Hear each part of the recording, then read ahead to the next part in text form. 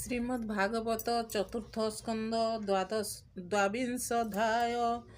ଏ ଅନନ୍ତେ ଶୁଣ ହେ ବିଦୁର ସେ ପୃଥୁ ଦେବରାଜେଶ୍ୱର। ସେ କ୍ଷେତ୍ରେ ଯେତେ ପ୍ରଜାଗଣ ପିତୃଦେବ ଋଷି ବ୍ରାହ୍ମଣ ପୃଥୁଙ୍କ ଗୁଣ ବଖାଣନ୍ତି, ସେ ସର୍ବ ହରିଙ୍କୁ ପୂଜନ୍ତି। ଏମନ୍ତ କେତେ କାଳାନ୍ତରେ ବିଜୟ କଲେ ମୁନିବରେ। ସେ ସିଦ୍ଧ ଗଣ ମଧ୍ୟରେ ସାର ବିଶେଷ ବ୍ରହ୍ମାଙ୍କ କୁମର। ତପସାଧନେ ବିରାଜନ୍ତି ସୂର୍ଯ୍ୟ କିରଣ ପ୍ରାୟ ଜ୍ୟୋତି। ଆକାଶେ ଦେଖିଲେ ରାଜନ କାନ୍ତିରୁ କଲେ ଅନୁମାନ। ସେ ସର୍ବ ସିଦ୍ଧି ସନକାଦି ବିଷ୍ଣୁର ଭକ୍ତ ବ୍ରହ୍ମବାଦୀ। ନିଶ୍ଚୟ ଜାଣିଲେ ଅନୁମାନେ ଉଠିଲେ ସର୍ବ ଶିଷ୍ୟ ଗଣେ। ତାଙ୍କ ଦର୍ଶନେ ନୃପରାଣ ଊର୍ଦ୍ଧ୍ୱକୁ କଲା ସେ ବଦନ। ଯେହ୍ନେ ଜୀବନ ପ୍ରାଣ ପାଇ ସାହସେ ଉଠିଲେ ଝସାଇ। ସଦସ୍ୟ ଆଦି ଯେତେ ଥିଲେ ସତ୍ୱରେ ସକଳ ଉଠିଲେ। ଯେସନ ଗନ୍ଧାଦି ଗୁଣକୁ ଜୀବନ ଗମଇ ଊର୍ଦ୍ଧ୍ୱକୁ। ତେସନ ନୃପ ହେଲେ ଉଭା ପ୍ରବେଶ ହେଲେ ସେହି ସଭା। ଆନନ୍ଦେ ନୃପ ପୃଥୁ ନୃପମଣି ପ୍ରଣାମ କଲେ ଶିର ଘେନି। ସୁଗନ୍ଧ ଶୀତ ଜଳ ଦେଇ ପାଦ କମଳ ଦେଲେ ଧୋଇ। ଦିବ୍ୟ ଆସନେ ବସାଇଲେ ସୁବୁଦ୍ଧି ବ୍ୟବହାରେ ପୂଜିଲେ। ତାହାଙ୍କ ଚରଣ ସଳିଳେ ଅଳକ ବନ୍ଦ ସମାଜିଲେ। ଯେ ପ୍ରାଣୀ ହୁଏ ଶିଳବନ୍ତ ତାହାଙ୍କ ଚରିତ ଏମନ୍ତ। ଛାଡ଼ି ନୃପତି ଅଭିମାନ ଆନନ୍ଦ କଲେ ବହୁମାନ୍ୟ। ହାଟକ ଆସନେ ବସାଇ ପାଦ ଉଦକ ଶିରେ ଦେଇ। ସେ ଭବେ ଅଗ୍ରଜନ୍ମା ଯେଣୁ ରାଜ୍ୟ ମାନ୍ୟ କଲେ ତେଣୁ। ଭାବେ ପ୍ରତେଶୀ ତାଙ୍କ ମନ ରାଜା ଯେ କହନ୍ତି ବଚନ। ଆଜ ମୋ ପୂର୍ବ ଭାଗ୍ୟ ଫଳ ଜୀବନ ହୋଇଲା ସୁଫଳ। ଦୁର୍ଲଭ ଦେଖିଲି ତୁମ୍ଭକୁ ଖୋଜି ନ ପାନ୍ତି ଯୋଗୀ ଯାକୁ। ଅବ୍ୟକ୍ତ ଗତି ସେ ତୁମ୍ଭର ଭ୍ରମଣେ ଚତୁର୍ଦଶ ପୁର।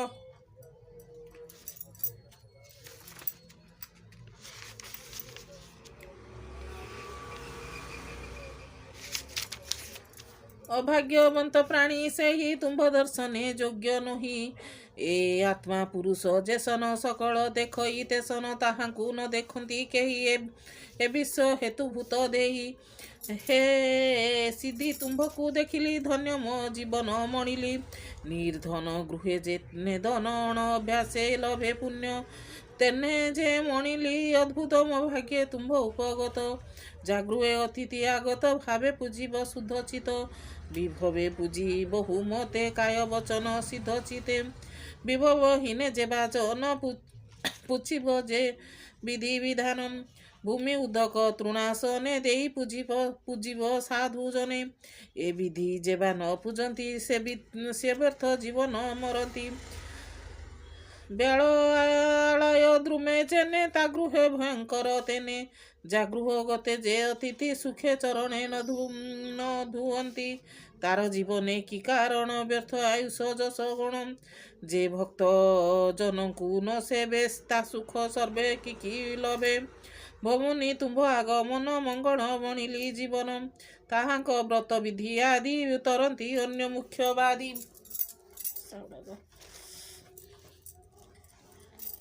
ଯେ ବାଳ ବୟସୁ ତରନ୍ତି ସେ ଯେବେ ମୁଖ୍ୟ ମାର୍ଗ ଯାନ୍ତି। ଏ ବାଳ ପୌଗଣ୍ଡ କିଶୋର ଯେ ଧରେ ଦୃଢ଼ ନିଷ୍ଠାପର।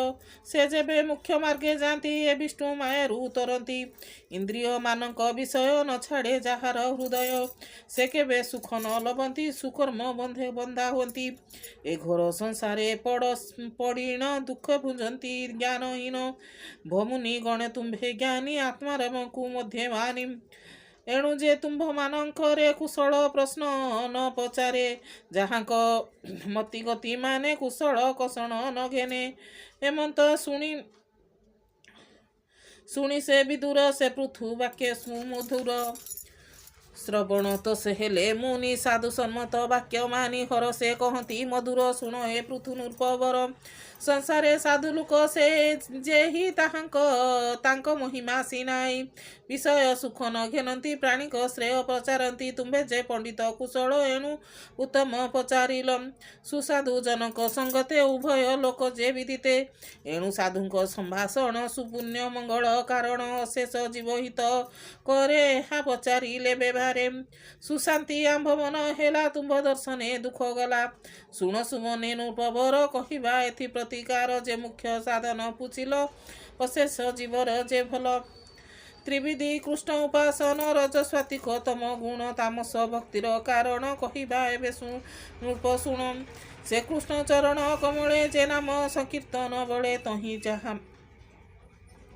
ତହିଁ ଯାହାର ହୁଏ ଭୀତ ସେହିନ କପଟ ଭକତ ତାହାର ଅନ୍ତର ମଳିନ କାମ କଷ୍ଟ ଏ ହୋଇ କ୍ଷଣ।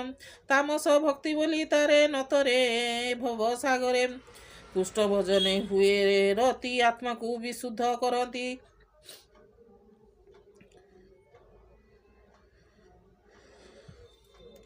যে নিষ্ঠা শাস্ত্র মার্গে কহে নিশ্চয় বুঝে নিরাম নর রায়ে ଏହି ନିର୍ମଳ ଜ୍ଞାନ ହେତୁ ଭବସାଗର ପାର ସେତୁ ଚିତ୍ତ ବିଶୁଦ୍ଧ ଯାର ନାହିଁ ତାର ବୈରାଗ୍ୟ ଜ୍ଞାନ କାହିଁ ହରିଚରଣେ ଯେ ବାରତି ବୈରାଗ୍ୟ ନିଶ୍ଚଳ ଭକତି ଏଠି କବଲ୍ୟ ସୁଧା ଧନ ନିଶ୍ଚୟ ବୁଝତୁ ରାଜନ ବୈରାଗ୍ୟ ହୁଏ ଅସଙ୍ଗ ତହୁ ଜନ୍ମଇ ଭକ୍ତି ଅଙ୍ଗ ଏବେ ନି ଆତ୍ମା ଭେଟ କାହିଁ ତେଣୁ ତା ସଙ୍ଗେ ଦେହ ବହି ସେ ବ୍ରହ୍ମ ନିର୍ଗୁଣ ନିର୍ମଳ ବ୍ୟାପିଛି ଅଶେଷ ସଂସାର ଭକ୍ତି ବୈରାଗ୍ୟ ତାକୁ ପାଇ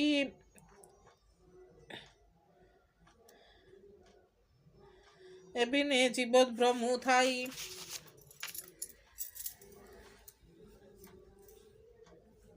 ସେ ବ୍ରହ୍ମେ ରତ ଏ କାଳରେ ଶାସ୍ତ୍ରର ଶ୍ରଦ୍ଧା ଥାଇ ଯାରେ ହରିଚରଣେ ଯେବେ ଭାବ ସଙ୍ଗ ଭକ୍ତି ହୁଏ ତେବ ଯୋଗରେ ନିଷ୍ଠା ଥାଇ ଯାର ପୁଛଇ ଶାସ୍ତ୍ର ମାର୍ଗ ସାର ଯୋଗୀନ୍ଦ୍ର ଗଣେ ସେବା କଲେ ସେ ଗତି ଲଭେ ବ୍ରହ୍ମ ତୁଲେ କିଏ ବା ହରି ସଂକୀର୍ତ୍ତନ ଶୁଣି ଶ୍ରବଣେ କଲେ ଧ୍ୟାନ ଅସଙ୍ଗ ରତି ହୁଏ ତେବେ ସାଧି ପାରିଲେ ସାଧ୍ୟ ଯେବେ ଶୁଣ ରାଜନ କୃଷ୍ଣ ଲଏ ତ୍ରିବୋଧି ପ୍ରକାରେ ଯେ ହୁଏ ଏ ମାର୍ଗେ ଯେ ସାଧ୍ୟ କରନ୍ତି ବ୍ରହ୍ମ ନିର୍ମାଣ ହୁଏ ଗତି ଅର୍ଥ ବାଞ୍ଛିତ ମନ ଯାଉ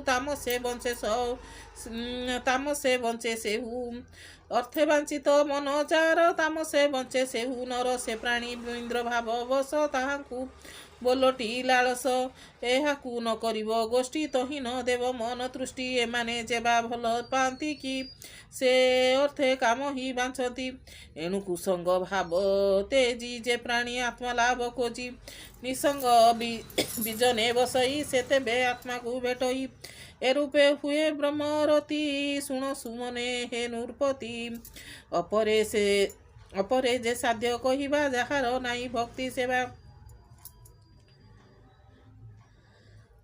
ହରିଚରଣେ ଭକ୍ତି ନୁହିଁ ତାହାର ବ୍ରହ୍ମେରତି କାହିଁ ସେ ହରି ଗୁଣ ସୁଧା ପାନ ସେ ବିନେ ବ୍ରହ୍ମ ନୁହେଁ ଜ୍ଞାନ ଅହିଂସା ଧର୍ମେ ସେବା ଥାନ୍ତି ଏ ବ୍ରହ୍ମ ଜ୍ଞାନ ସେ ଲଭନ୍ତି ପରମ ବ୍ରହ୍ମଚର୍ଯ୍ୟ ବିଧି ତପସ୍ୟା ଦମାରାଧି ଆପଣା ହିତ ଅନୁଧ୍ୟାନେ ନିପୁଣ ହୁଏ ବ୍ରହ୍ମ ଜ୍ଞାନେ ସେ ହରି ପରମ ପୁରୁଷ ଯାହାର ପଚରିତ ପିୟୁଷ ସେ ସୁଧା ପାନ ଯେବେ କରେ ସେ ତେଜ ବ୍ରହ୍ମ ଜ୍ଞାନ ହରେ ଯମ ନିୟମ କାମହୀନେ ଆଦି ସାଧିବ ନିର୍ଗୁଣେ ପାପାଦି ଧର୍ମ ବିମର୍ଥରେ ନିନ୍ଦାସ୍ତବନ ଜିତରେ ପରମ ଧର୍ମ ଏ ବିଚାର ନିର୍ମଳ ବାହ୍ୟ ଅଭ୍ୟନ୍ତର ଶୀତୋଷ୍ଣ ଦୁଃଖ ସୁଖ ବସହେ ସେ ତେବେ ବ୍ରହ୍ମ ଜ୍ଞାନ ବହେ ସେ ବ୍ରହ୍ମ ଯାର ନିଷ୍ଠା ବ୍ରତ ଯେବା ତା ହୁଏ ଦୃଢ଼ ମତ ଶ୍ରୀହରି ଭକ୍ତ ଯେବା ଜନ ଏ ସର୍ବ ତାଙ୍କର ଭୂଷଣ ତେଣୁ ବଢ଼ଇ ତାର ଭକ୍ତି ସେତେବେ ଲଭଇ ମୁକତି ଶ୍ରୀ ବ୍ରହ୍ମ ଅଟେ ସଦା ସତ ଅନାତ୍ମ ନିର୍ଗୁଣ ଅନନ୍ତ ତହିଁ ଯାହାର ରତି ହୁଏ ସେ ଜୀବ ବଧନୁ ହୁଏ ମୋହେ ସେ ବ୍ରହ୍ମେ ଯାର ନିଷ୍ଠା ରତି ଯେବେ ତା ହୁଏ ଦୃଢ଼ ମତି ସଦ୍ଗୁରୁ ସେବା ସେ ଯେ କରେ ସେତେବେ ଜ୍ଞାନ ମାର୍ଗେ ଧରେ ଜ୍ଞାନ ବୈରାଗ୍ୟ ଯୋଗ ବେଳେ ଜୀବ କବେ ବହେ ଭେଳେ ଏ ପଞ୍ଚଭୂତରେ ହୃଦୟ ଜୀବର ହୋଇଛି ଆଳୟ ଜ୍ଞାନ ଅନଳ ହେଲେ ଜାତ ତେବେ ସେ ହୁଏ ଭସ୍ମୀଭୂତ ଏ ଜୀବ ଯେବେ ଯାଇ ତେବେ ସେ ବ୍ରହ୍ମ ଜ୍ଞାନ ପାଇ ଅନଳ ପ୍ରକାଶିଲେ ଯେନେ ସମିଧ ହୁଏ ତତ୍ସମାନେ ତେସନ ଏ ଲିଙ୍ଗ ଶରୀର ଜ୍ଞାନ ନ ରହେ ନୃପବର ଏମନ୍ତ ଜ୍ଞାନ ଉଦେ ଯାର ହୁଇ ଭବ ସିନ୍ଧୁ ପାର ସମାଧି ବାସନ ଶେଷ ଜ୍ଞାନ ଅନେକ ହୁଏ ଧ୍ୱଂସ ଉପାଧି ଅନ୍ତେ ଅନୁପରାଏ ତାର ଗୁଣାଦି ହୁଅନ୍ତି ଲୟ ବିନିଷ୍ଟ ହୁଏ ଅଭିମାନ ଆପଣା କର୍ତ୍ତା ଆଦି ଜ୍ଞାନ ଜନ୍ମ ଇ ନିଜ ଭାବେ ରତି ଏ ପରାପର ନୁହେଁ ଗତି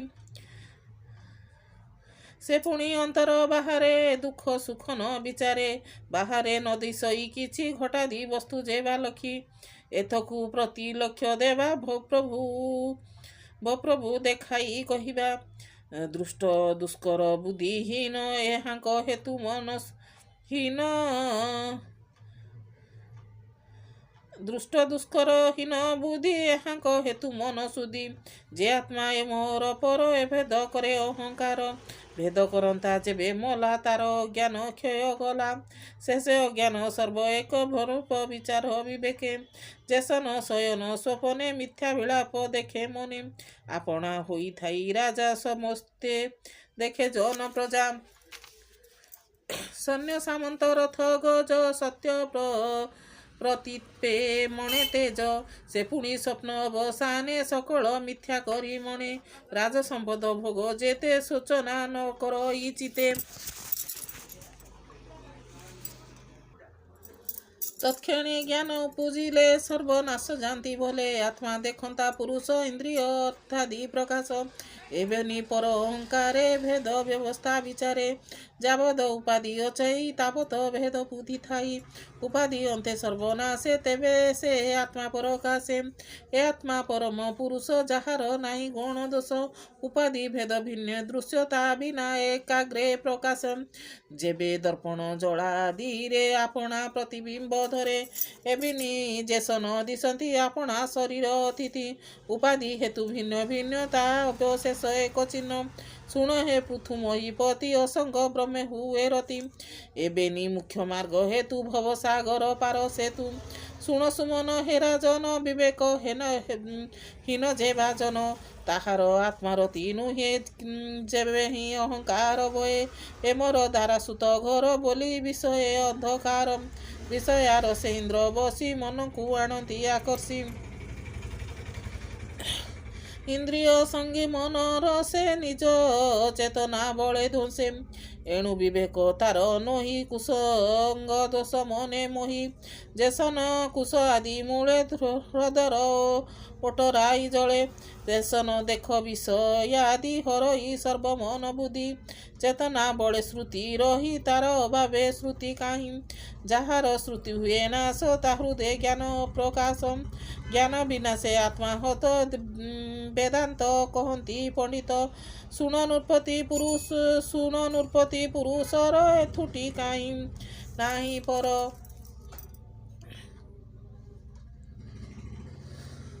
ବିଷୟ ସୁଖ ଭୋଗ ଲାଗି ହୁଇ ଆତ୍ମବୋଧେ ଭୋଗୀ ଯେ ନିଜ ହାନି ନ ବୁଝଇ ତାର ବିବେକ ଗୁଣ କାହିଁ ଅର୍ଥ କାମାଦି ଧନ ରାଏ ସର୍ବ ବିନାଶ ଉପାଏ ଯେନର ଜ୍ଞାନ ବିଦ୍ୟାହୀନ ତା ଜୀବ ସ୍ଥାବର ସମାନ ଯାଚିତେ ବ୍ରହ୍ମରତି ନୁହେଁ ସର୍ବନାଥେ ଭାବ ହୁଏ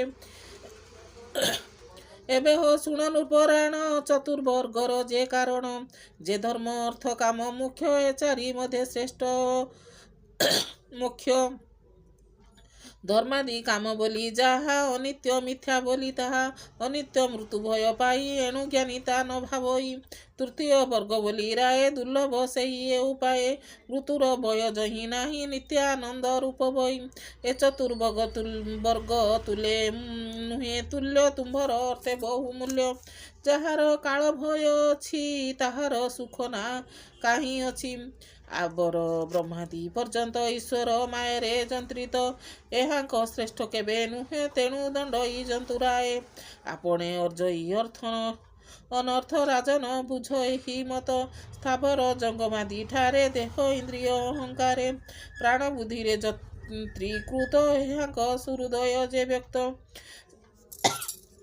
যে অধ ঊର୍ଦ୍ଧ୍ୱେଛନ୍ତି ପୁରୀ ସର୍ବବ୍ୟାପକ ନରହରି ଯେ କୁରୁକ୍ଷେତ୍ର ବୋଲି କହି ଜୀବନ ଜାଣେ ଦେହ ବହି ଏ ଦେହ ବହି ଅହଙ୍କାରେ ଜୀବ ପରମ ବୁଦ୍ଧି ହରେ ଜୀବର ପ୍ରଭୁ ଭଗବାନ ପ୍ରଣାମ କରନ୍ତି ଚେତନ ଭୋରାଜା ଶୁଣ ନିଶ୍ଚେତ ହିଁ ସେ ଆତ୍ମା ରୂପେ ତୁ ହି ମୁଇ ଏ ଆଦି ଚରାଚର ମତେ ଆତ୍ମା ସ୍ୱରୂପ ସର୍ବଭୂତେ ଯେ ଆତ୍ମା ଆଶ୍ରୟ ଜଗତେ ଶୋଭା ଯେ ପାଉଛି ସତତେ ମାୟାରେ ହୋଇନ ପ୍ରଭେଦ ଜ୍ଞାନ ବିବେକ ତାହା ଛେଦ ମାୟାକୁ ଆତ୍ମାନ ସ୍ପରଶେ ଯେସନ ପବନ ଆକାଶେ କର୍ମର ମୂଳ ଏ ପ୍ରକୃତି ତାହାକୁ ସେ ନାଶ କରନ୍ତି ଯେ ସେ ଆତ୍ମା ସର୍ବଠାରେ ମୁକ୍ତ ଲିପ୍ତ ହୋଇନ ଆଉ ଥାଇ ମୁକ୍ତ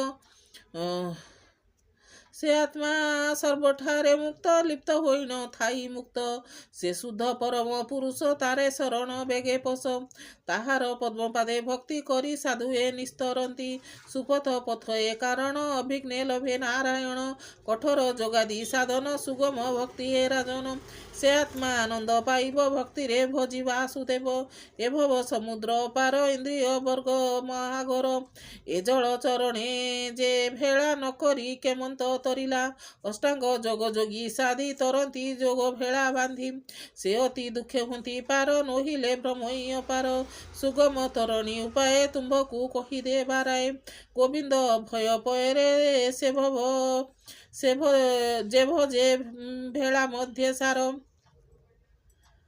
ଗୋବିନ୍ଦ ଭୟ ପୟର ଯେ ଭଜେ ଭେଳା ମଧ୍ୟ ସାର ସେ ପାଦ କଲେ ଏକ ଭାବ ସୁଖେ ତରିବ ଭବାନବ ସେ ଭକ୍ତି ଯୋଗେ ସୁଧାପାନ ମୁଖ୍ୟକୁ ପରମ କାରଣ ଏମନ୍ତ କହିଲେ ବିଦୁର ସେ ଜ୍ଞାନେ ବ୍ରହ୍ମାଙ୍କ କୁମର ପୃଥୁ ଶ୍ରବଣେ ଆତ୍ମଗତି ପ୍ରସନ୍ନ ଚରଣେ ସେବନ୍ତି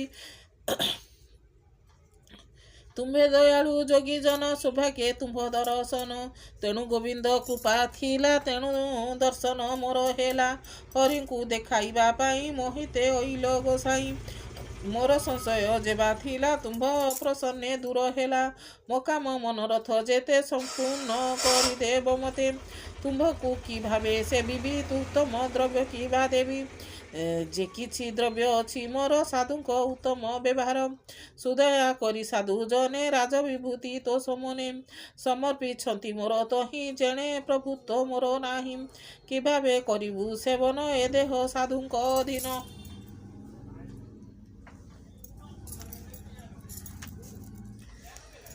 ଯେନେ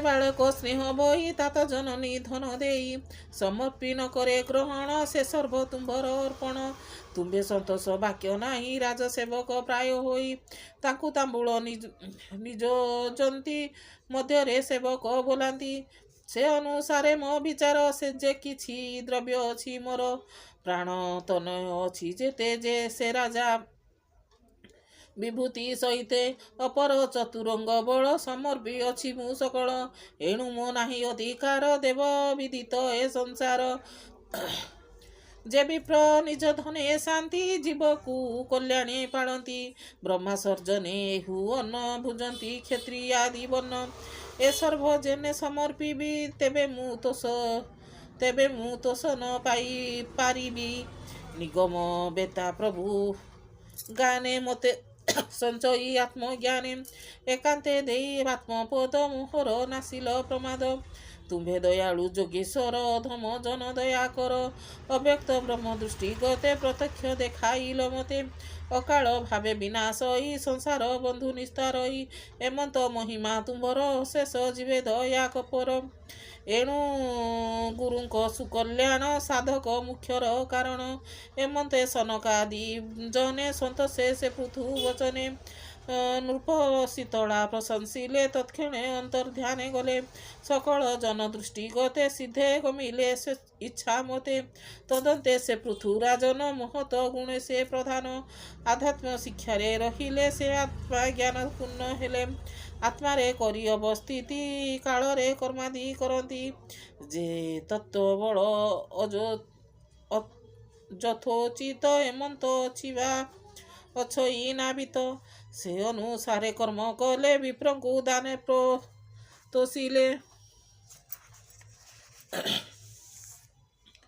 ନିଜ ପ୍ରଜାଗଣ କୁରାଇ ଅତି ଆନନ୍ଦେ ଦୟା ବହି ହେ ପୁତ୍ର ସାବଧାନେ ଶୁଣ ଯେବେ ପାଇବ ପରିତ୍ରାଣ ଯେଣେ ଖଣ୍ଡିବ ମୃତ୍ୟୁ ଭୟ କହିବା ତହିଁର ଉପାୟ ସକଳ କୃଷ୍ଣ ଆଶ୍ରୟ ନ କର ଏ ଘୋର ସଂସାରୁ ନିସ୍ତର ଯେ କୃଷ୍ଣ ଚରଣେ ସେବନ୍ତି ଏ ଭବ ଭୟୁ ନିସ୍ତରନ୍ତି ଆମ୍ଭର ବାକ୍ୟ ଦୃଢ଼ କରି ରାଜସ ଭୟ ପରିହରି ରାଜସ ଧର୍ମ ଧନ ଯେତେ ପାଇଲୁ ଆମ୍ଭ ତ ସଚିତେ ଏମନ୍ଦେ ମଧୁର ବଚନେ ପ୍ରଜା ଶିଖାଇ ପ୍ରବୋଧନେ ଅର୍ପଣ କରି କାମ୍ୟ ଫଳ ନିବୃତ୍ତି ହୋଇଲେ ଭୂପାଳ ମୁଁ ଆତ୍ମା ପ୍ରକୃତି ରୂପଇ ଅଧର୍ମ କର୍ମମାନ ମୁଁ ଆତ୍ମା ପ୍ରକୃତି ରୂପର ଅଧର୍ମ କର୍ମମାନ କର ଆତ୍ମାକୁ ଏମନ୍ତ ଯେ ମଣି ଗୃହେ ରହିଲେ ନୃପମଣି ସମ୍ପଦ ପୁରେ ଅଛନ୍ତି ଇନ୍ଦ୍ରିୟ ଭୋଗ ନଇଛନ୍ତି ଛାଡ଼ି ସକଳ ଅହଙ୍କାର ବିଷୟ ଆଦି ଯେ ବିକାର ଯେଉଁ କର୍ମରେ ଲିପ୍ତ ନୁହିଁ ସୂର୍ଯ୍ୟ କିରଣ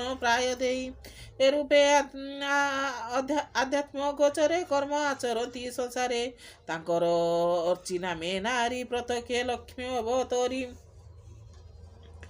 ପଞ୍ଚତନୟ ତାଙ୍କ ଠାରେ ପୃଥୁ ଜନ୍ମାଇଲେ ବ୍ୟବହାରେ ବିଜିତ ଅଶ୍ୱଧ୍ରୁମ କେଶ ହର୍ଯକ୍ଷ ଦ୍ରବିଣ ବୃକେଶ ଏ ପଞ୍ଚତନୟ ତାଙ୍କର ନୃପ ସମାନେ ସୁରବୀର ଏବେ କହିବା ହେ ବିଦୁର ରାଜାଙ୍କ ଗୁଣ ଏ ପ୍ରଚୁର ଇନ୍ଦ୍ରାଦି 10 ଦିଗ ପାଳେ ଏହାଙ୍କ ସୁଗୁଣ ଭୂପାଳେ ସେ ନୃପ ଅଙ୍ଗ ଏକେ ଏକେ ୟବ ଆଦି ପାକେ ବସିଲେ ସୁବୃତ୍ତି ଆବରି ଶୁଣ ବିଦୁର ହେତୁ କରି ଜଗତ ପରିପାଳିବାରେ ଯେ ଜନ୍ମ ଲଭିଲେ ସଂସାରେ ମନ ବଚନ ତୋର ବୃତ୍ତି ଅତି ସୁନ୍ଦର କୁଶ ଗୁଣ କୀର୍ତ୍ତି ଏଣୁ ରଞ୍ଜିତ ପ୍ରଜାଜନ ତେଣୁ ତାହାଙ୍କ ନାମ ରାଜା ଏଣୁ ରଞ୍ଜିତ ଜନ ପ୍ରଜା ତେଣୁ ତାହାଙ୍କ ନାମ ରାଜା ତା ତୁଲେ ନାହିଁ ନୃପବର ତା ପ୍ରତି ସମତୁଲକାର ସେ ରାଜା ସୂର୍ଯ୍ୟଙ୍କ ସମାନ ଯେତେ ମହି ଦିଅନ୍ତି ଦାନ କେହି ନ ପାରେ ତେଜ ଧୂସି ତେଣୁ ସେ ଅଗ୍ନିରସ ରଶ୍ମି ରଣେ ଦୁର୍ଜୟ ମହାରାଜା ତେଣୁ ମହେନ୍ଦ୍ର ସମତେଜା ସହିଷ୍ଣୁ ଗୁଣେ ଯେ ପୃଥିବୀ ଅଭିଷ୍ଣ ଦାନେ ସ୍ୱର୍ଗ ଛବି ଜୀମୁତ ପ୍ରାୟ ବୃଷ୍ଟି କରେ ପ୍ରଜା ପ୍ରାର୍ଥନେ କାମପୁରେ ପ୍ରବୋଧି ପ୍ରାୟ ସେ ଗଭୀର ସୁଧୀରେ ଜନକ ଭୂଧର ଧର୍ମ ସମାନେ ସାକ୍ଷ୍ୟ କରି ଆଶ୍ଚର୍ଯ୍ୟ ହିମବାନ ଗିରି କୁବେର ତୁଲେ ଧନେଶ୍ୱର ରକ୍ଷଣେ ଯତ୍ନେ ରତ୍ନାକର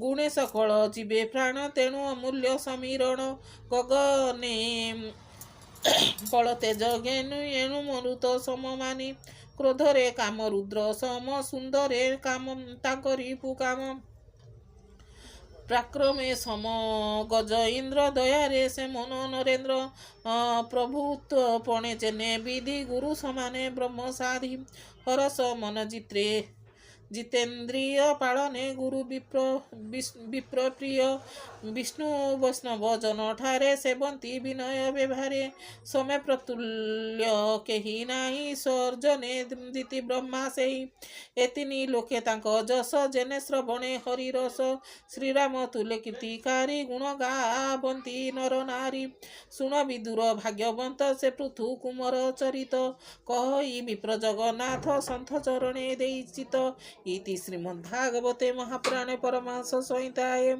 82 चतुर्थ स्कंदे पृथु चरिते नाम 30 अध्याय।